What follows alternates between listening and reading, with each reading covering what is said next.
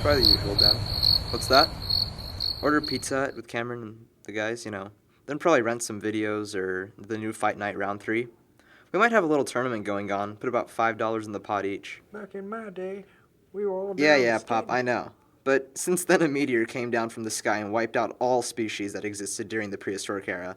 And thankfully you made it to tell me the tale of how it was in my day. I'm just kidding, Pop. A little sense of humor. You remember a sense of humor, right?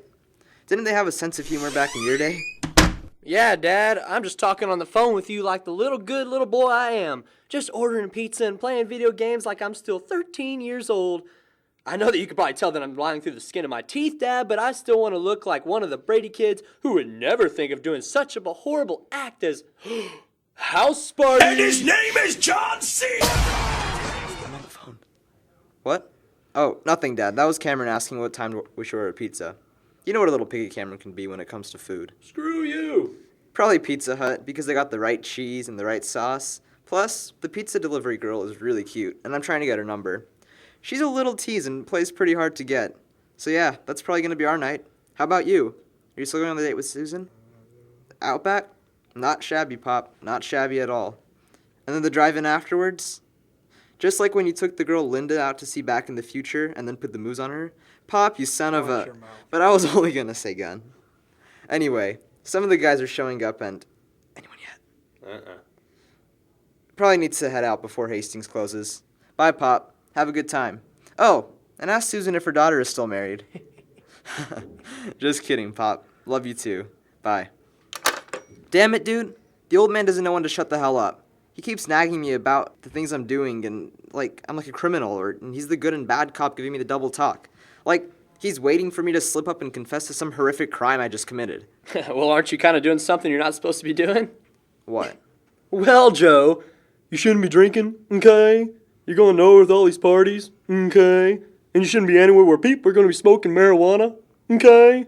So, it could be worse. I could have pounds of cocaine on the table and snorting it like I was Tony freaking Montana.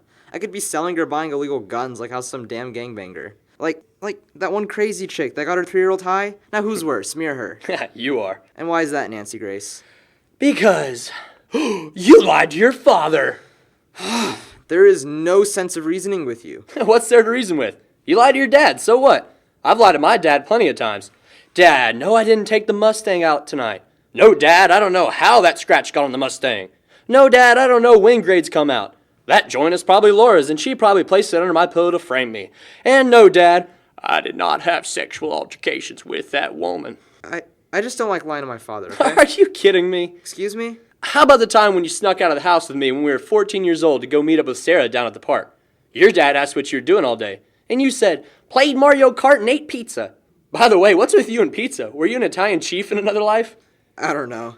That's what we did as kids, remember? I mean, I understand if you don't because you couldn't remember what happened 10 minutes ago. I do so. Really? What girls were we talking about 30 minutes ago? Vanessa and Kelsey. Wrong, whiz kid. We weren't talking about any girls. See? That's what I mean. You don't remember nothing. All right. So I have short-term memory loss. But at least I'm not a liar like you. What's the use? Anyway, looks like this house is in pretty good shape, my boy. The floors are clean. So clean I can almost see my face in them. What is that, a horse's ass? It's real nice. Got the couch out of the living room so no idiot spills anything on it. That way your parents don't notice and have to, dare I say, throw you out. Also, the painting by the door that your mom got in some shop in Vegas is safely in the garage so that any drunken pervs don't draw anything in front of the woman's mouth. Got your dad's relaxing chair out in the house too. Didn't want any young lovers making out on that thing. Hey, what are you doing? This shindig isn't set to start until about 11, and people won't start showing up till after 12. Please, for the love of God, stop calling it a shindig. You sound like my uncle whenever he would have cookouts at the house. Every time he would show up, he'd say, "Let's get this shindig started, ladies and gents." Now, where's the Jim Beam at? Sorry, bro, that's the way I am. You knew that since you first met me. That's the only thing I remember from freshman wrestling. You were always too serious, and I knew someone had to lighten the mood. Oh, I know your little Bob Hope. Who the hell is Bob Hope? He's you, but his routine is better. Oh, really? Well, at least in some movies he got the girl at the end. Ha, very cute. Hey, I've had my share of dames in the past. That's what I'm talking about. Who talks like that? I mean, who do you think you are, Frank Sinatra? No. I'm Sammy Davis. A 1, a 2, a 1, 2, 3, 4. Don't even think about it. We got too much stuff to do anyhow. Speaking of dames, how are you and Maria doing?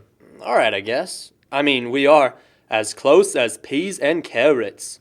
We text day and night. She really has interesting stuff to talk about that I never would have thought of. Oh, yeah? And what do you guys talk about?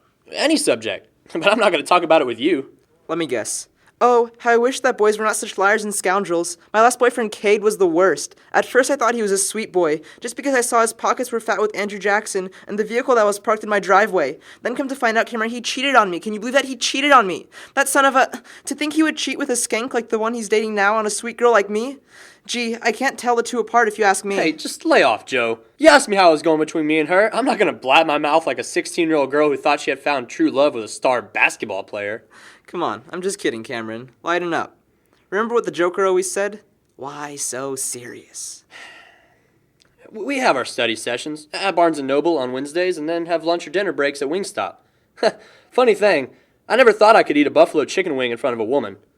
I remember when I used to go eat with my family, my dad and me would eat the wings like we were some damn barbarians, chomping away with every scrap of the meat on the bone. Also, we used our hands. Wait a minute. I thought everyone eats chicken wings with their hands. Well, not my mom and sister. They ate their wings with their forks and knives like they were eating a steak. I felt embarrassed as a kid because I got sauce all over my mouth, and they would pick at their wings like it was a salad. That's weird. Do all girls do that? Probably. For future reference, Joe, don't ever take a girl whose recommendations of restaurants are Olive Garden or Wingstop. It could turn ugly. I see. Well, thank God I don't have the tolerance for spicy foods as you do. So, I'm good. Yeah, so is your choice in women. Anyway, though Maria didn't eat her wings the way I thought she would, I got her some plastic silverware while she went to get a Coke. She then came back and said, "Well, look at that. Some idiots thought this was a 5-star restaurant and used silverware to eat their food. Wow." I just went along with it, of course, and said, "Yeah, that's just not right. You don't eat chicken with a fork. That's like eating popsicle with a spoon." That's actually pretty good. That's what she said. No, not in the that's what she said kind of joke, but that's what she really said. We sat for a good long time till the place closed down. It was an awesome feeling, the two things that I thought would never happen to me. I got a Wingstop's large fries for free, and I had a large conversation with Maria. I never thought I could do that with anyone. Okay, dude, stop. You're driving me up the wall with that "I never thought I could ever." You sound like a damn love song from any generation known to man. I get the point. She's an awesome chick, right? Pretty much. Sorry, man. I just need to tell someone because, I keep this stuff bottled up all the time. And I don't want to put this girl on the highest pedestal just in case she turns out to not be the girl I always pictured myself with. I'm just nervous that she'll stop being the girl who ate wings like a normal person and shared a conversation with me like I was someone important. Hey, man, I know, okay? You judge somebody because of their appearance and you wouldn't think that they'd be interesting. Then, when you realize that they're not a machine, well, what I mean by machine is that she's not like other girls she's surrounded by, that you think she's a total bitch who wouldn't even have the conversation with you for more than 5 to 10 minutes. Then you get surprised when you learn that she has good taste in classics. Classics like the favorite films you wouldn't think no chick would ever watch, like Pulp Fiction or something. Or she knows who Johnny Cash, the Rolling Stones, the Doors, Conway Twitty, and Elvis Presley are. Joe, you sure have a funny way of explaining things. But I sure do appreciate it, though. No worries, brother. So, is Miss Viva La Loca coming tonight? Well, did you invite Sylvia and Danielle? She's coming, then. She will not go anywhere without those two. They're like that R&B group, TLC. How in the world do they remind you of TLC? Well, Danny, is the leader of the group because she's the soccer team captain. She's the only one who has blonde hair and sometimes has a solo in the songs, but she doesn't talk as much as the other two. Now, Maria is chilly because, man, she's skinny, but in a cute and fit way. In every one of those videos, Chilly looks like she's about to run a marathon. And as for Sylvia, man, is that girl tough and scary as hell, just like Left Eye. How so? You're seriously asking me that? Dude, she always acts like she's ready to kick somebody's ass, and even if you're a man, she will throw hands on you. Oh, don't get me wrong, Cameron. She is beautiful. So fine. She's got beautiful eyes. That's what I think is attractive. They're blue and green mixed together. There's nothing more attractive than a pair of beautiful eyes. And if you don't believe me, then go listen to any song out there. Country, rock, rap, even opera. It's always the eyes that show the true beauty of a woman. Huh. Interesting observation of Sylvia. This wouldn't have anything to do with feelings you have for her, would it? Nice try, Dr. Phil. No, that was a high school crush kind of thing that I had for her. I mean, yeah, I thought the world of her and everything, but like everyone else who figured out Santa Claus was not real, I had to grow up and move on with my life. To be honest, I always thought you actually had a shot, but it was her fault anyway, bro. She had what my dad calls a wandering eye, always looking for something better. Not saying that you're worse, but you know. She's always trying to find Prince Charming in a room full of paupers, not realizing the paupers were the male versions of Cinderella. Yeah, she did. I remember our senior prom, I got all dressed up in my tux, clean-cut haircut, and went to pick her up because we were going as friends. By the way, I hate that term. Everything was going all right. You could say it was happening like an 80s flick. Two friends going on a simple date, and then at the dance, everything changes. You two start slow dancing on the floor, and you rest your head on hers because she's really short. Then, as the music gets more and more in your system, you feel her lips touching yours, and suddenly you realize that you two are sharing a kiss. Of course, it didn't happen that way. When we got to prom, we shared a table and had a few conversations, but then after a while it got awkward. I kept looking at my phone trying to find something better or more interesting than the silence and the Allison Cross blaring.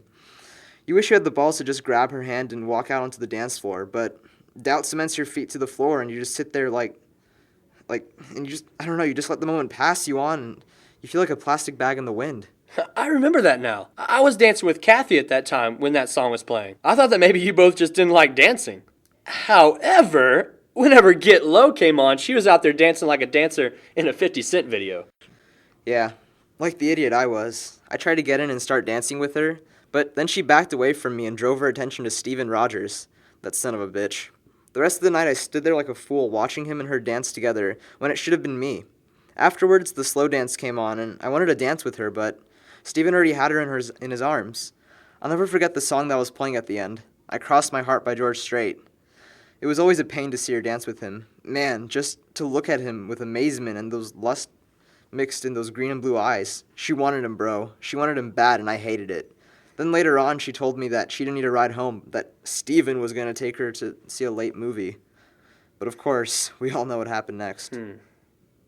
Oh, well.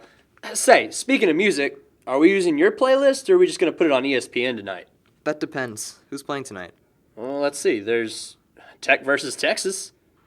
Yeah, it's going to be the game, ladies and gents. All right, the game it is. Do you think we can order some pizzas later on?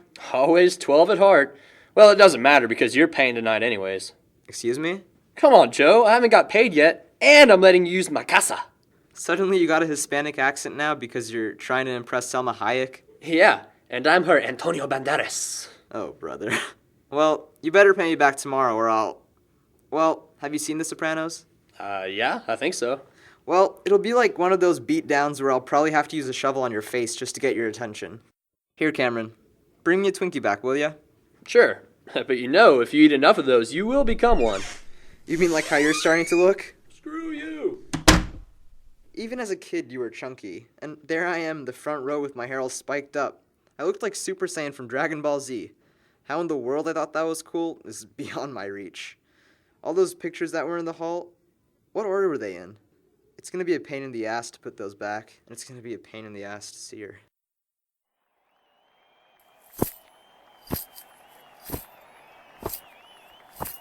Damn, honky tonk, man. Where's the concert? Yeah, very funny. By the way, when's the next meeting at the Lake Ridge Country Club? Okay, so, want to have a quick game before the others get here? We probably won't have another chance. Yeah, why not? Damn it, that didn't count. No, I don't think so. Just a practice shot. Oh yeah, I talked to Maria. She's coming along with the rest of the TLC group. And she's bringing some other people with her as well. Like who? I really don't know. I think one of them is Jesse from high school. He was in our English class sophomore year. He would always have something interesting to say about each book. I mean, nobody really paid attention because there were other studs in that class that had a better understanding than the book than even Mrs. Hicks did. But sometimes he would bring up some topics that would cross my mind. Like, it was stuff that Laura used to talk about all the time. I might remember him. Wasn't he also the guy who always smelled bad? No, I don't remember that. Now I remember him. He was also in my speech class. He sat in the back of the row and Brittany would always talk about how she hated to sit behind him because he, quote, smelled like a wet dog. Well, on Jesse's side, what Brittany considered good hygiene is the smell that's located in a J.C. Penney store.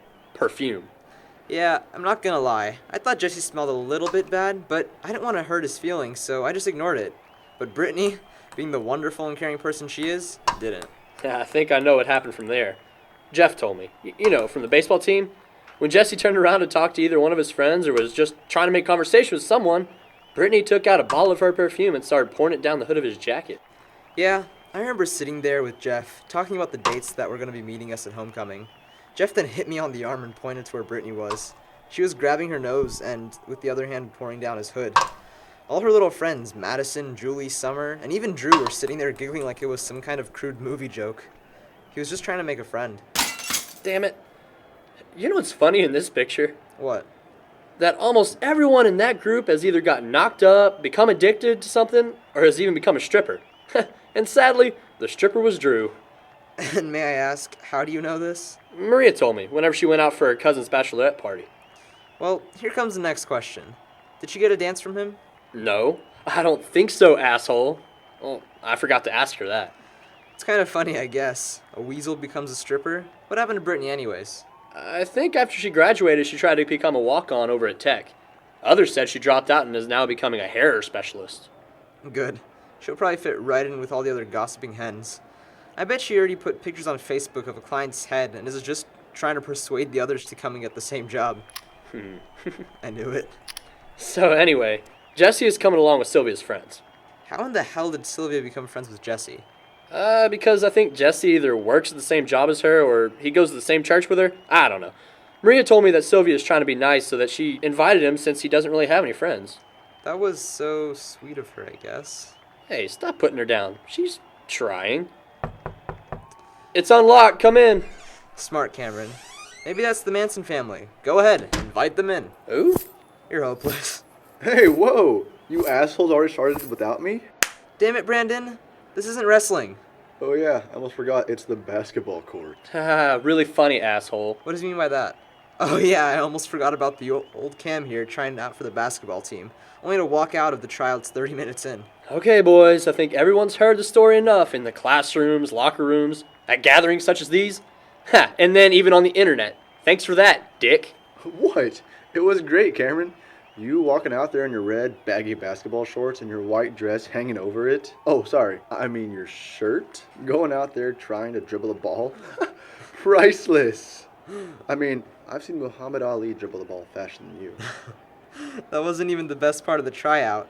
It was the part where Coach made us run suicides, and 5 to 10 minutes in, old Pistol Pete here showed everyone, including the coach, his lunch right there on the court. And then the coach walked over, asked me if I was alright, and that his black polo shirt got a new decoration. Pizza sauce. Yeah, and the whole gym was so quiet you could hear a rat piss on cotton. Anyway, I heard that old Cameron just slowly walked out to the locker rooms and never came back. That was a great story, Brandon. You know, you should be an author if the wrestling career doesn't work out. Oh, by the way, how's the scholarship going? It's going good. Progress, I think. So I called Coach Richardson from South University and left him a message telling him to give me a call and that I'm ready to show 110% this season. So hopefully that works out. But for now, I'm just at Bob's gym at the Boys and Girls Club, working out with wrestlers from other high schools who are competing this year. He still coaches down there? Yeah, you know him? Yeah, remember Daniel Garcia? He was in my Algebra 2 class. Always a quiet dude, but always knew what he's talking about whenever it came to algebra. I swear he thinks he's that guy from Good Will Hunting. Just sat there and solves problems that even the teacher's aide sometimes couldn't do. Well, during our junior year, he told me that he needed to get some kind of combat sport to get his aggression out and calm his mind down. Reason was that the tax test was coming up, SATs, then his girlfriend dumped him for a baseball player. Daniel needed something to clear his mind. I don't remember who told him to take up wrestling, but the next day, he comes in with his face all scratched up. He told me that he went to the Boys and Girls Wrestling Club to train with a coach by the name of Johnson, and that his first night, he had them paired up with a kid 2 weight classes below him. And well, you know, don't you, Brandon? Yeah, I know what you mean. Just scrambling for position for that takedown, and usually you get assholes who don't know how to clip their fingernails, and they accidentally scratch your face. I call bull on that sometimes. Anyways, what happened to Daniel anyway? I never saw him that much. Well, that's because he committed suicide at the beginning of our senior year. What? Why? He lost the battle with the depression he had since his girlfriend dumped him. Jesus, you gotta be kidding me. Over some chick who became one of our poster children for Teen Freaking Mom? It wasn't just that. His parents got a divorce because his mom found his dad was cheating on her with her best friend from college. His dad just walked in the living room while his mother was watching TV and told her and that he had been having an affair. Damn, that sucks. Not only being interrupted during a chick flick, but to be told that your spouse cheated on you? It's a tragedy. That's not the half of it. Wait, there's more? Unfortunately, yes. After the divorce, Daniel really never saw much of his mom or dad. I mean, he lived with his mom, but now that she was a single woman, she started to go out. She would never see him at all. She stopped making dinner for the two of them and would just order takeout, while she would go out to see her new friend Joy, which is kind of ironic since she brought everything but joy into their lives. They would usually end the night over at some bar or nightclub. Yeah, I remember seeing her and some women in there time after time. Me and the guys would joke around about how they were the true definition of cougars. Hopefully I didn't hit on any of them. If I did, it was probably because I had a few too many Jack and Cokes. Well, while his mom was out, Daniel was always left alone. What about those friends of his we saw? He was sitting next to them during lunch? Those little twerps? Those idiots were not his friends. I remember because I used to hang out with them. We would be hanging out all over at Herman's house, and everybody would want to go to the movies. I remember one of them saying, "Hey, we should invite Daniel along." And you know what Herman said to his friend? His amigo? His compadre and all that BS? He just shook his head, grinned, and that was it. Later I asked why he did that, and one of the guys said that it was because Daniel was too annoying. Every time he went to sit down at lunch, he would always be talking about something obnoxious and tried too hard to fit in. He would also make jokes that did not make any kind of sense or were so old, the last time somebody heard it was from the 4th grade classroom. Well, that's a little harsh. Well, having no friends and your parents putting you on hold for their selfish needs doesn't exactly help you to have a zippity-doo-dah day. A slut for a girlfriend does not help either. Hey, just hold on a second. I wouldn't say Sarah was a slut. She just dumped him because his pockets were starting to get empty, and she was an expensive girl, with expensive needs. So dating a guy whose wallet is full of cobwebs instead of Andrew and Ben's does not help a person like that out. So eventually, she finds somebody that does. But don't you remember? When she got knocked up, all of a sudden she went to Daniel saying that it's his baby, not one of her poor saps she slept with at Chelsea Evans' party. Daniel, being a sucker for love and already feeling the need for somebody in his life, paraded around school and town that he was going to have a kid. He was working day and night at the grocery store. My dad would ask if he lived there. When the baby came, it sure wasn't his because she told him so after the kid was a month old. That was when the baby daddy reappeared and he told her his dad got him a job working for his company. That's all the magic words he needed to say to make him disappear from Daniel. She just one day told Daniel after he got home from a long day of working that she was leaving him to go live with Oscar's real daddy, and just like that, she was gone. What a little bitch. What happened to her? I don't hear from her that much or even see her around town anymore. She went to go live with her supposed baby daddy for about 6 to 8 months until he got pulled over for a DWI and got caught with some cocaine in his glove department. He went to jail for about 6 months. While he's in jail, she couldn't wait and just went on to the next sucker who fell for her pretty blue eyes. Then moved away with him to San Antonio. That's where the real money is. After a month out there, she moved back because he caught her with his best friend, and he kicked her and Oscar out of the house. Then she decided to change and move to Amarillo where her grandma lives and stay with her for a little while until she gets a degree from cosmetology school. Well, ain't that something? Let me guess, she's one of those hairstylists that have to put up their business card on Facebook every 5 minutes? I knew it! I hate and love it when I see a girl that I used to go to high school with who had this big head, whether it was sports, cheerleading, music band, even at loving. The attitudes are all big and bad whenever they get out of high school, thinking that the world is still their playground. Then they get out in the real world and find out that getting a degree is not as easy as it is on Animal House. She goes to college, enjoys class for quite a while, then starts to miss them when she finds a new class. Oh, come on, the class of Jack Daniels. Actually, I rarely see women drink that much Jack. Now, I have seen some girls drink Jack, but that was from a shot class. Honestly, it's really rare to see women drink Jack, except when they're trying to get a buzz on real fast. They realize it's not a beer and you can't guzzle it down and be okay. After a good swig, you already feel the vibrations go down your body and slowly feel the change consume you. Easy there, Robert Louis Stevenson. Who? Oh, that's right, I forgot. Not all of us has a sister for literary expert or high school diploma. Oh, shut the hell up, Joe. I already told you two jerks. I'm studying for my GED. Yeah, you sure got a good study plan going for you, huh, pal? Yeah, studying your little girlfriend. Why? What a way with words you have, Brandon. What? Come on. I thought I'm just playing around.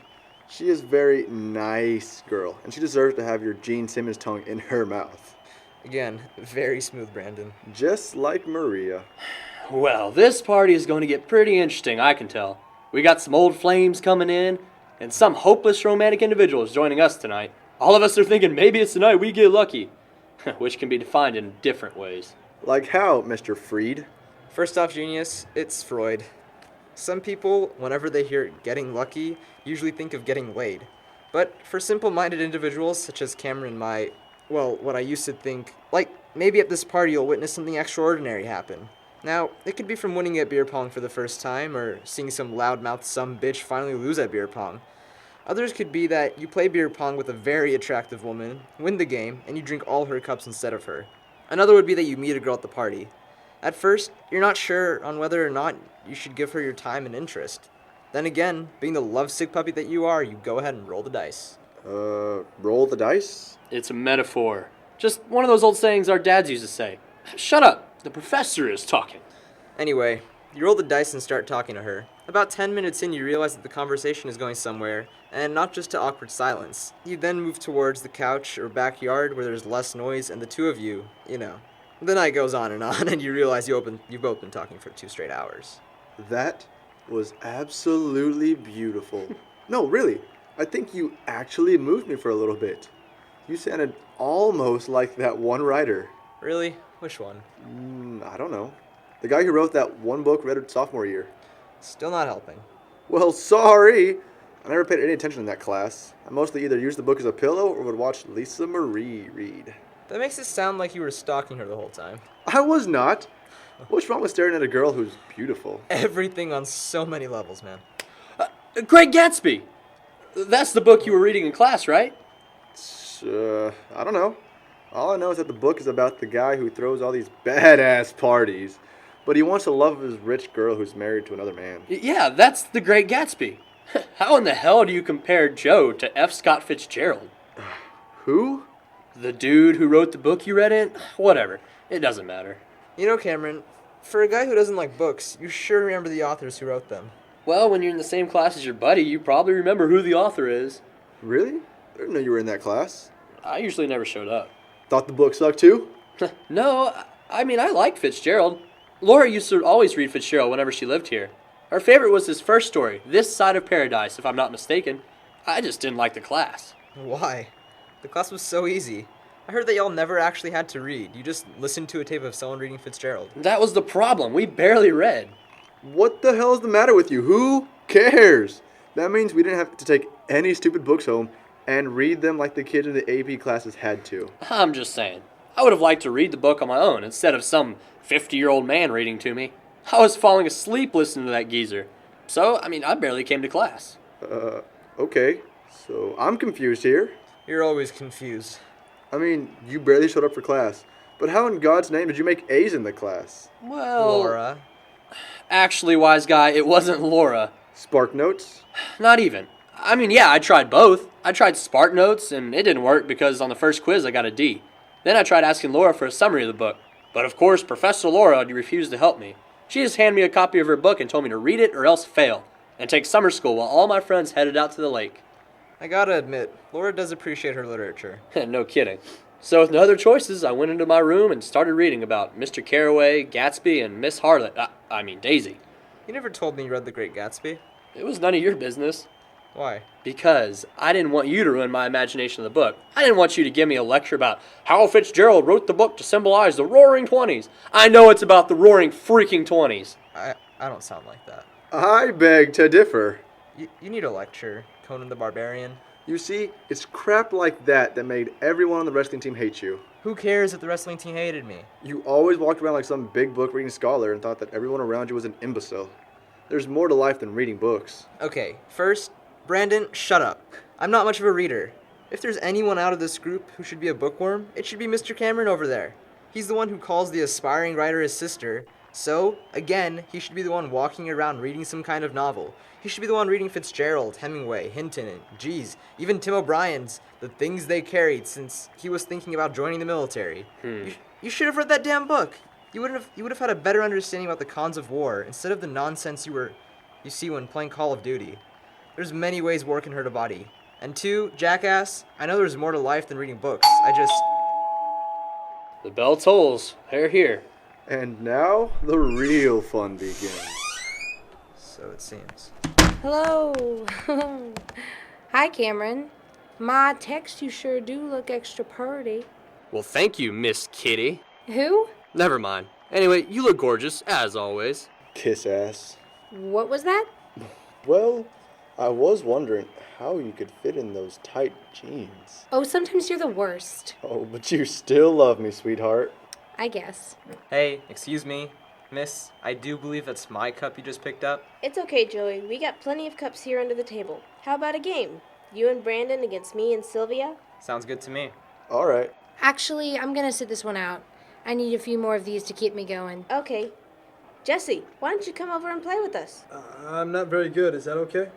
No. If you can't play, then get over by the wall and watch. Really, smartass? This is coming from the idiot who lost to two 8th graders last summer. Hey, I was super drunk. My hand was cramping, and... And the sun was in your eyes. Shut it.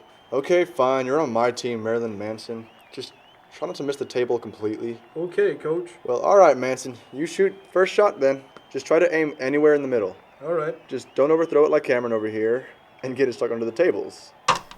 Whoa! What? That's a pretty good shot. Happens to beginner all the times, though, until they get cocky and overthrow the ball.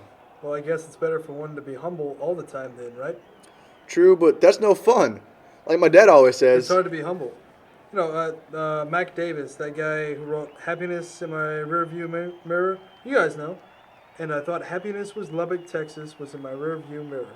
My mama kept calling me home, but I just did not want to hear it. I might know who you're talking about. What, just because I'm Latina doesn't mean I don't know what country is. No, it's just surprising that... Then what? Please, Cameron, do tell. Well, it's just because... It's just because it's a very old song. Sure. Come on, Jess. Bet you can't do it twice. Hold off a minute. The guy can wait his turn. It's my shot. Great shooting, Tex. Shut up, Butch Cassidy. Oh, get lost. I'm sorry. Did I hit a nerve spot? No, that's your problem. You don't know where to hit it. The hell are you smiling at, freak? I'm sorry. I don't think it was funny, but everyone's laughter seemed to get me smiling. I guess I just like how everyone gets all riled up whenever someone delivers a good joke or a zinger. You keep smiling, brother. The next thing stinging will be your nose after I crack it. Guys, both you chill out. Jesse, why don't you sit this game out and let me take your place? Go get a drink from the cooler. It's on me, bro. Sorry if I offended you, Brandon. I didn't mean to make fun of you. Yeah, whatever. Hi, you must be Joe. That's what Jared and Samantha Reynolds named me. So Sylvia tells me you guys used to be old chums in school. You don't say, old sport. Hey, that's from The Great Gatsby, right? Yep. Yep. Say, do you read a lot of Fitzgerald's work? Just The Great Gatsby and This Side of Paradise. Hey, I've read that book too. Really? What did you think about Frederick killing Henry to become the pirate king of Paradise Island? Well, wait a second. Are we talking about the same book? Because the main character's name is Amora Blaine, and he doesn't have a happy ending. Rosellen, the woman he loves, leaves him for a wealthy man, and the ending is fascinating and true as well. That famous lines of, I know myself, and that's it, has so much meaning in my opinion. Oh yes, I'm sorry. I was thinking of another author. Anyway, though, yes, that line does have a lot of meaning to it. However, I might have a different interpretation to what scholars might have thought. Oh, please do tell. Well, I enjoyed how Amor yearned to find a better understanding for the elements that go with life, like love, sex, and knowledge. He would read constantly and ask questions, not only from his parents, but from his professors as well. He seemed to be quite like myself. I mean, he wanted so much to understand why everyone is the way that they are and what drives the other sex into falling in love with someone else. When he stands on the hill at the very end of the book, I think I figured out what he realizes. What was it? That there's no use in trying to understand life. You just gotta understand yourself and use it to your benefit. Well, hey, it was great talking to you, Mr. Hemingway. Maybe we'll talk again some other time. Oh, okay. Hey, Hey. so I got your text. Really? So? So what? So what are you gonna do? I already took care of it. What do you mean you already took care of it? I mean, I already took care of it. Maria, did you? Hey, beautiful, how's it going? All right, just playing some Angry Birds. Why don't you put the phone down and play a game with us? I'm good, Cameron. Well, you want a drink or anything? I'll take a Coke, actually. I really don't want a beer. Yeah, sure, I'll be right back. Maria, we need to... No, we don't. It's done. I don't want to talk about it with you or anyone else. At least not tonight. So, Joey, you gonna avoid me for the rest of the night? Maybe. Oh, don't kid yourself, Joe. You miss seeing me. Don't deny it. Missing you would be like Texas missing a dust storm. You're so funny, Joey. Remember when I used to call you that? I think it was junior year? How could I forget? Mr. Parrish thought it would be cool to give out everyone nicknames in class, and sure enough, he gave me Joey. Yeah, I thought it was funny.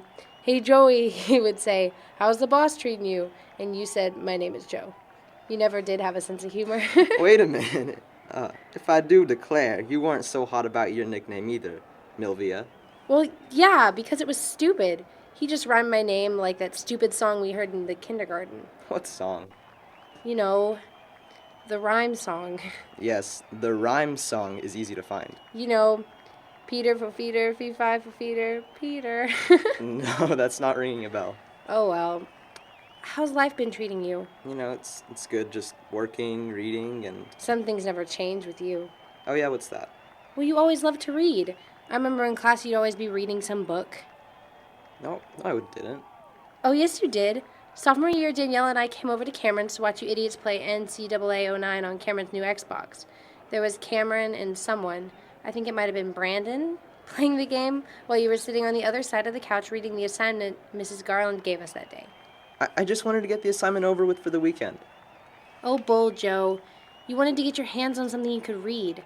I remember Cameron telling me you already read 2 to 6 chapters ahead of everyone because you were so excited about the story. Okay, you got me. I did it because I was in love with the story. Case closed, Holmes. Sherlock Holmes reference. Nice. I thought you'd appreciate it since you used to be a bookworm. Okay, just because I read 10 pages of Sherlock Holmes doesn't make me as much of a bookworm as you. Whatever helps you sleep at night, bookworm. It's good talking to you, Joey. Likewise, beautiful. So how have you been? You going to school at Tech?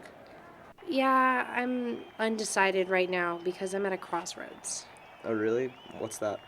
I really don't know whether or not I should still stay in school. Why? I don't know. I guess I just started to lose that fire I had whenever we were juniors in high school. I just didn't have that hunger like when I took the tax test. I wanted to become the first person in my family to graduate from high school, and the tax test was blocking my way of reaching that goal. So I remember having those study sessions at my job and the study parties me and you had at Pistachio's Pizza. Those were called study sessions? I know. Anyway, when I passed the tax, I felt like I had just won the World Cup. I felt like I beat Texas. But now that I've gotten to college, I feel like I've got nothing else to prove. I mean, I just graduated from high school. No one, not even my family, believed that I could do it. So I felt like I didn't need to be there. Well, I mean, college isn't for everyone, Sylvia. Yeah, it's meant for bookworms like you. Sort of, I guess. So, if college doesn't work out for you and all, what are you going to do? I was thinking about either becoming a nurse or going to cosmetology school. Oh, brother. What? Oh, nothing. So, how'd you meet Jesse? He goes to our youth group down at the church, and I thought it would be a good idea if he came with us tonight. That was nice of you. It wasn't my idea. Our pastor suggested that we let Jesse hang with us, and I thought it would be a good idea to invite him to a football game since normal people like you guys love football. I don't really like football. I was talking more about Cameron and Brandon. Okay, that makes more sense. But still, it is nice of you to bring him over here. Yeah, I guess so, but he just, for some reason, gives off a weird vibe whenever you're around him. What do you mean? I don't know. It's not like a scary vibe, like he's gonna kill you, but it's more like Like what? like he's observing you. And that's not creepy? No, it's not like he's some dude who watches girls undress on a computer. He's more like an alien or something, trying to understand Earth and all the inhabitants that live on it. Kind of like that movie with Keanu Reeves, The Day the Earth Stood Still. Interesting. I mean, he sounds and looks like an educated guy. He is when he wants to be. Whenever we're in church, he's always sometimes gives his interpretation to the Bible or what happened to Moses, Noah, and etc. Other than that, he just sits in the back of the room writing on some notepad. It's like he's taking notes or something. Maybe he's an angel sent here to take notes about the world. Well, if that were so, we're in some deep trouble. Well, let's go watch the rest of the match. Scared, buddy boy? One more shot to end the game. Not on your life, Butch. I'm gonna make you regret saying that. I'm sorry. If I'm the Butch, Then that makes you my bitch, isn't that it? Easy. It ain't over till it's over. Nice shooting, Danielle. Thanks, Jesse James. Yeah, thanks, Jesse James. Hey, it was a close game, Brandon. Clearly. Huh, smart ass. No, if you weren't drinking so much alcohol, then you probably would have had a better aim. Whatever. I'm going on a smoke break. Anyone want to join? I'll go. Yeah, I need a good smoke. What about you? I'll go, but I won't smoke. Of course not. Hey, where are you guys going? Smoke break. Always. When we come back, they go out. I don't mind. Well, I don't either. I sure do love these Coca-Cola cans with a Santa Claus on them. What do you mean?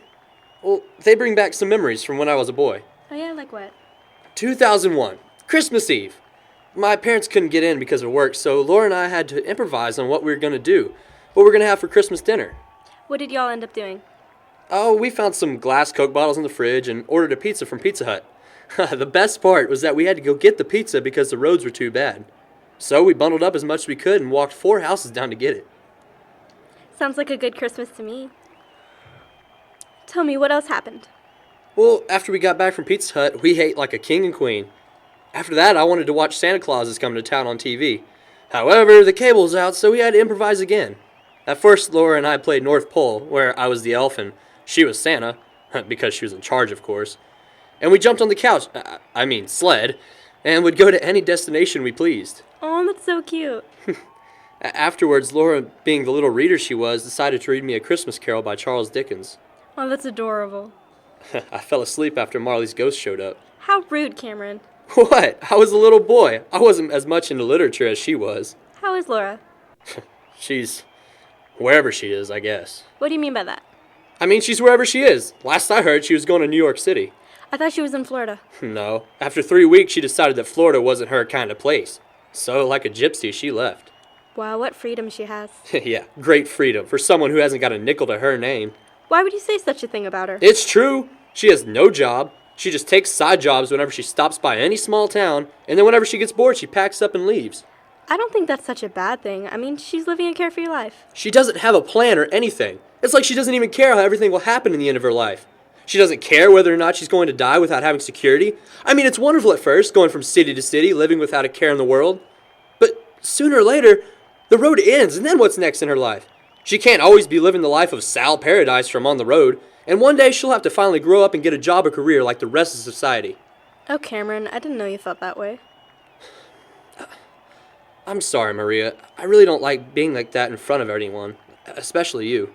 It's okay, Cameron. I completely understand. I believe it's good to vent.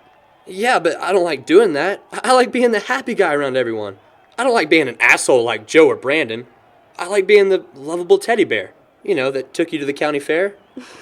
Yeah, the same guy who tried like 1 billion times to win me a stuffed animal, but instead bought me cotton candy. Yeah, that same guy. Maria, what do you think about us? Cameron, I don't know. I never had any luck with guys. So you're saying you had better luck with women?